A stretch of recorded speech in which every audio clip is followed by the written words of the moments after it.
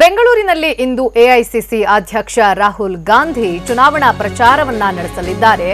10:30 ರಿಂದ 11 ಗಂಟೆಯ ಅವಧಿಯಲ್ಲಿ ಬಸವನಗುಡಿಯ ದೊಡ್ಡ ಗಣಪತಿ ಮಂದಿರಕ್ಕೆ ಭೇಟಿಯನ್ನ ಕೊಟ್ಟು 11:30 ರಿಂದ 12:30 ಗಾರ್ಮೆಂಟ್ಸ್ ಮಹಿಳಾ ಉದ್ಯೋಗಿಗಳ ಜೊತೆಗೆ ಸಂವಾದವನ್ನ ನಡೆಸಲಿದ್ದಾರೆ.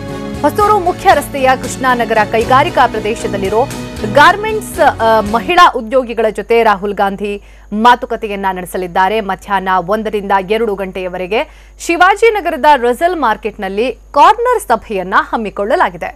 3:30 ರಿಂದ 4:30 ಅವಧಿಯಲ್ಲಿ ತಿಪ್ಪಸಂದ್ರದ ಮೇನ್ ರೋಡ್ನಲ್ಲಿರುವಂತಹ BAML ಬಳಿಯಲ್ಲಿ ಸಭೆಯನ್ನ ಹಮ್ಮಿಕೊಳ್ಳಲಾಗಿದೆ.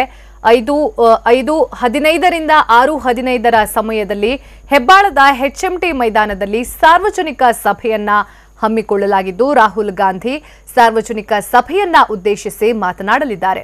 ಒಟ್ಟಾರೆ ಇವತ್ತು ಕಂಪ್ಲೀಟ್ ಆಗಿ ರಾಹುಲ್ ಗಾಂಧಿ ಅವರು ಬೆಂಗಳೂರಿನಲ್ಲಿ ಚುನಾವಣಾ ಪ್ರಚಾರವನ್ನ ಹಮ್ಮಿಕೊಂಡಿದ್ದಾರೆ. ಕಾಂಗ್ರೆಸ್ ಪರವಾಗಿ ಮತವನ್ನ ಯಾಚಿಸುವಂತಹ ನಿಟ್ಟಿನಲ್ಲಿ ರಾಹುಲ್ ಗಾಂಧಿ ಇವತ್ತು ಕಂಪ್ಲೀಟ್ ದಿನವನ್ನ ಡೆಡಿಕೇಟ್ ಮಾಡಿದ್ದಾರೆ ಅಂತಾನೆ ಹೇಳಬಹುದು.